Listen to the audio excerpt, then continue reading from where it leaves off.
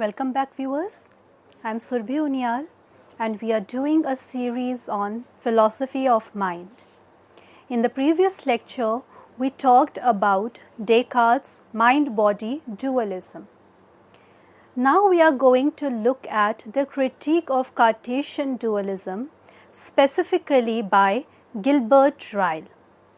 So Gilbert Ryle, a British philosopher, presented a critique of Cartesian dualism in his paper Descartes' Myth, which is a part of his famous book The Concept of the Mind. He argued that Cartesian dualism is the dogma of ghost in the machine. Ryle also argued that the view of the mind and body as separate entities as proposed by Descartes is based on a category mistake, which is a confusion of different logical categories. He calls Cartesian dualism as the official theory. So according to Ryle, Descartes' theory is as follows. Except for rare cases such as that of infants and idiots, all individuals possess both a body and a mind. Alternatively, some may argue that every individual constitutes both a body and a mind. Usually, the body and the mind operate in unison. But once the body dies, the mind may persist and operate independently. So this was how Descartes has described the mind-body dualism. And Ryle is saying that except for some of the cases, rare cases, that of infants and those who have underdeveloped cognitive abilities like idiots, apart from that, all individuals, they have a body and a mind. And as discussed in the previous lecture, that these two are two different kind of substances possessing different qualities or attributes. And these different qualities are in fact contradictory to each other. But apart from that, Descartes also believed that having had these contradictory properties, these two substances often interact. In fact, they are causally interacting at every moment. So there is a unison, or there is a unity of the mind and the body. But since they are independent substances, if the body dies, the mind may persist and operate independently, since it has an independent existence. So Ryle further notes that Descartes divides a person's existence into two distinct parts, external and an internal. The external world includes all physical objects, including the human body, while the internal world encompasses a person's mental states and processes. However, Ryle argues that this distinction between the outer and the inner world is merely a metaphorical one. If we reject the idea that the mind has a special existence, it becomes nonsensical to describe the mind as being inside something. So what basically Ryle is trying to say here is, he is saying that if on the one hand we are saying that mind is not in the special world, or mind does not have a special existence, that means it is not extended in space. So on the one hand we are saying that it is not extended in space. But on the other hand, we are also saying that mind is inside something. So to say that it is inside something itself means that it is located somewhere. It is located inside something. So these two statements are not going together. And he says, therefore, it is nonsensical to describe the mind as being inside something.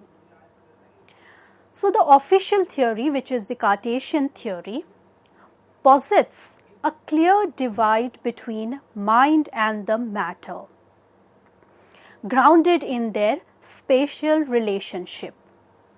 Material objects are situated in space and causally connected, while this is not the case with the mind. A person's mind is differentiated from others by their publicly observable physical body. So the mind is located in an individual's inner life, and each person possesses this intangible entity. So, since they are both, in some sense, they are saying that they interact with each other, where the material objects, they are situated in space and they are causally connected in the sense of being determined.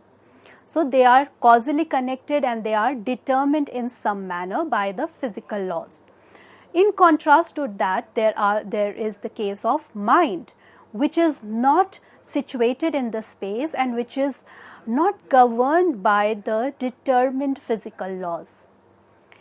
With that, they are also saying that this mind is located in individuals' inner life and each person possesses this intangible entity. So, although one can perceive another person's body through sight, hearing and touch, the workings of their own mind are imperceptible. The theory holds that a person's mental processes are best understood by the individual themselves, as mental states are normally conscious. Thus, there is no uncertainty or deception involved in the process of self-knowledge, and it is irrational to claim ignorance of one's own mental activities because individuals' inner lives are streams of consciousness. So what he is trying to say here is that we can perceive the other person's body. How? We can see it, we can hear it, or we can touch it. But we cannot see their minds because it is imperceptible. While the person himself can have a grasp of his own mental states, because these are conscious states and he is conscious of his mental states. So that is what he can have a direct access to. But we cannot have direct access to the other person's mind. We can see the body of the other person, but we cannot see their mind. So this is something that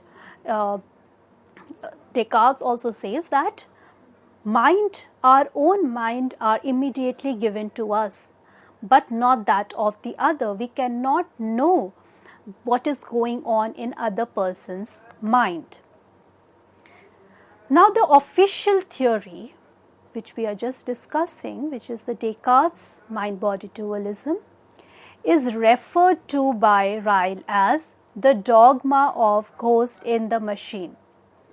He intends to prove this theory is not just partially incorrect, but wholly incorrect in principle.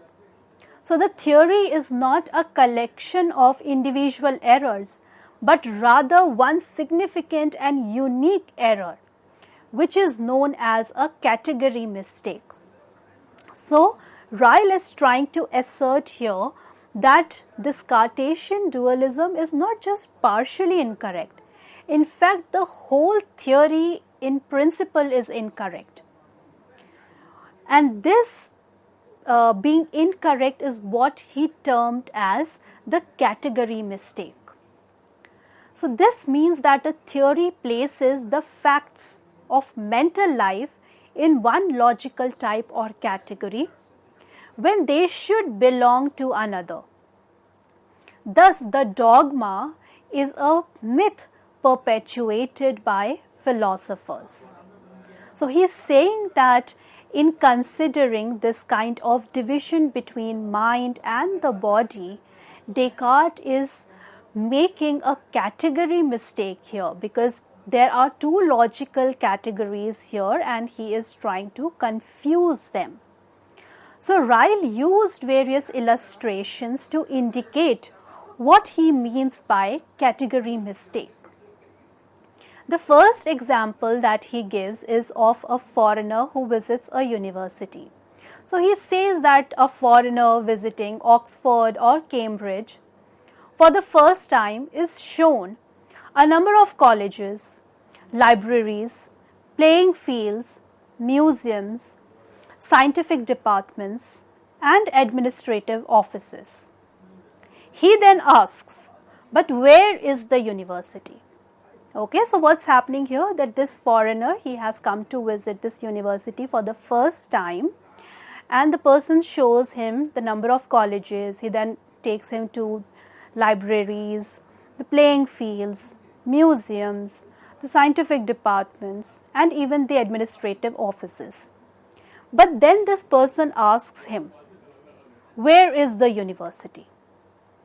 So he says that I have seen where the members of the colleges live, where the registrar works, where the scientists experiment, and the rest. But I have not yet seen the university in which resides and works the members of your university. So it has then to be explained to him that the university is not another collateral institution or some other ulterior counterpart of the colleges, laboratories, and offices which he has seen.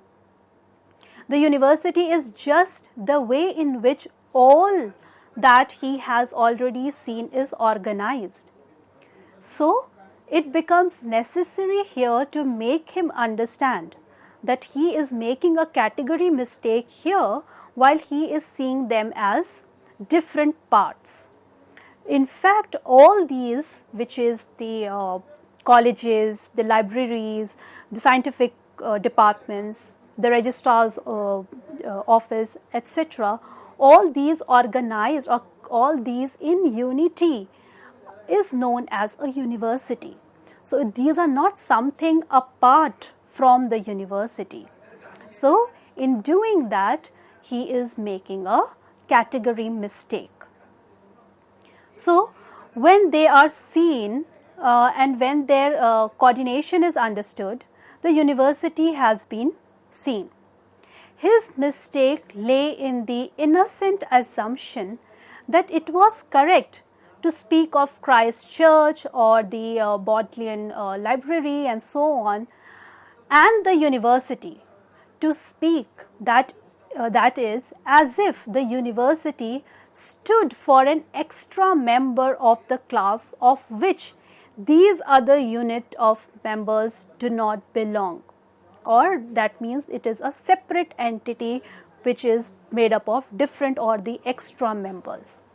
So he was mistakenly allocating the university to the same category as that to which the other institutions belong.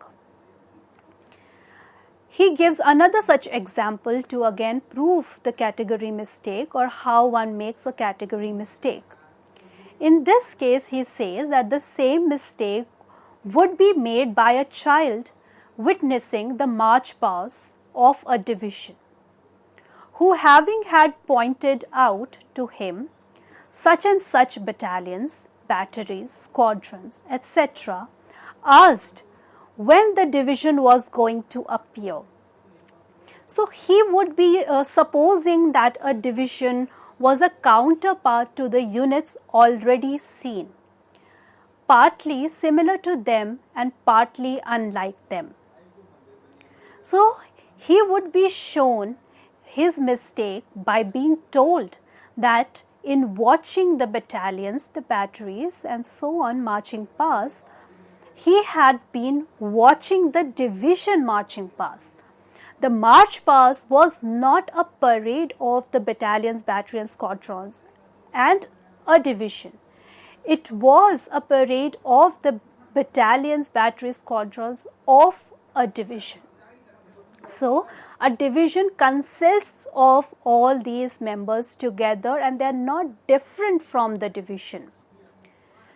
So, Ryle argues that the category mistake he has illustrated, such as the visitor's confusion and about the concept of the university, arise not from the deficiency in logic or reasoning, but from a lack of familiarity with the appropriate concepts and vocabulary of the English language. So, if one is making such kind of mistakes like that of a visitor who visited the university, he is not making this mistake that he has made is not because of his deficiency in logic or reasoning, but that is because of his deficiency or lack of familiarity with the vocabulary or the English language, and that's why he made that mistake. In other words, the individual who made these category mistakes were unable to wield the concepts of university or divisions properly, and this led to the confusion and misunderstanding. They lacked the linguistic tools necessary to accurately describe the phenomena they were encountering. So, it is because of the problem in the language, since they did not have the complete understanding of the concepts of university or the division properly, and that's what led to this misunderstanding where they were seeing university as different from the various members that make a university, or in the case of a division where he is making a division between the battalion, batteries and so on and the division. So, that is because of their lack in the understanding of a language. So, Ryle points out that language plays a crucial role in shaping our understanding of the world. In order to accurately describe and comprehend complex concepts, we must be familiar with the appropriate language and concepts. If we lack the necessary vocabulary and concepts, we may be prone to category mistakes and misunderstanding. Similarly, Ryle argues that many traditional philosophical problems arise from category mistake, such as trying to understand the mind as separate entity from the body, or trying to locate abstract concepts like justice or freedom in the physical space. Therefore, according to Ryle, Descartes mistakenly assumed that mind was a thing like the body that could be located in the physical space. He believed that Descartes committed a category mistake by treating the mind as a substance or entity rather than a set of mental activities or processes that are closely connected to the physical processes in the brain. So, in Ryle's view, the mind-body relationship is not a matter of two separate substances interacting with each other, but rather a complex interplay of physical and the mental processes that are intimately connected. So, what basically he is trying to argue here is that when Descartes is saying that mind and body are two different substances, he is making a category mistake. Why? Because he is considering mind to be a substance or an entity, rather than seeing it as a mental activity or process. So, he is suggesting that mind should be seen as a set of mental activities and processes which are closely connected to the physical processes in the brain or the body, in contrast to seeing them or seeing mind as an independent substance. So, seeing it as an independent substance apart from the body is what he is saying is a category mistake. So, this mind and body relationship is not a matter of two separate substances interacting with each other, because he is rejecting this idea of considering mind to be a separate substance. So, he is saying that if he is rejecting that idea, in continuation to that, he is saying that it's not a relationship between two different substances interacting with each other, but rather a complex interplay of physical and mental processes that are intimately connected. He further states that the official theory of mind-body dualism assumes that minds and bodies belong to the same category and governed by the same deterministic laws. However, Ryle argues that if this were the case, there would be no room for modification or change in either the mind or body, and concepts like responsibility, choice, merit and demerit would not apply. Ryle says that we can construct a conjunctive proposition between two terms belonging to the same category, but it is absurd to conjoin two terms belonging to different categories. In this connection, he cites few examples. Let's say of a purchaser may say that he bought a left hand glove and a right hand glove, but not that he bought a left hand glove, or you can say the right hand glove and a pair of gloves.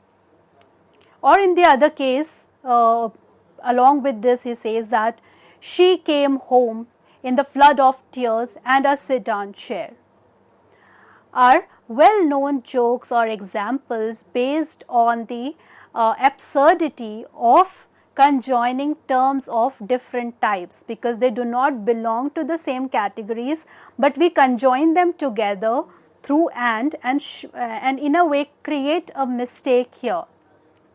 So, Ryle argues that the official theory makes similar type of conjunctions by assuming the existence of both minds and bodies and the occurrences of both physical and mental processes.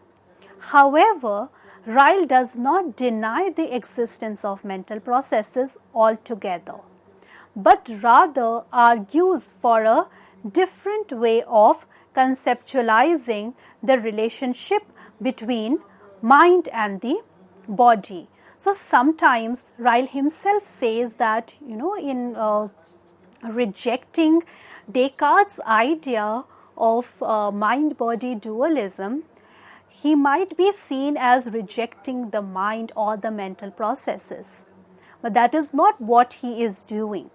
He is only criticizing the official theory because it has conjoined two categories together which do not really belong to the same category, and having this conjunction problem, just like in the examples which we just saw, where we are saying that we brought the right hand glove and the pair of gloves, or that she came home in a flood of tears and a sedan chair. So, joining these two statements with and showing that there is a conjunction between these two statements make no sense, because they belong to two different categories, or they are of two different types. So, conjoining them together is again making this kind of a mistake here, which is again a category mistake, because these two belong to different categories and we are conjoining them together. So, he is saying that he does not really deny the existence of mental processes altogether, but rather argues for a different way of conceptualizing the relationship between the mind and the body. What is that solution that he is trying to propose here? So Ryle's solution to this problem is to reject the idea of a separate mind stuff altogether. He suggests that the mind is not a separate substance, but rather a set of dispositions, capacities, and abilities that are manifested in behavior. So mental processes in this view are not private or inner events, but rather public and observable actions.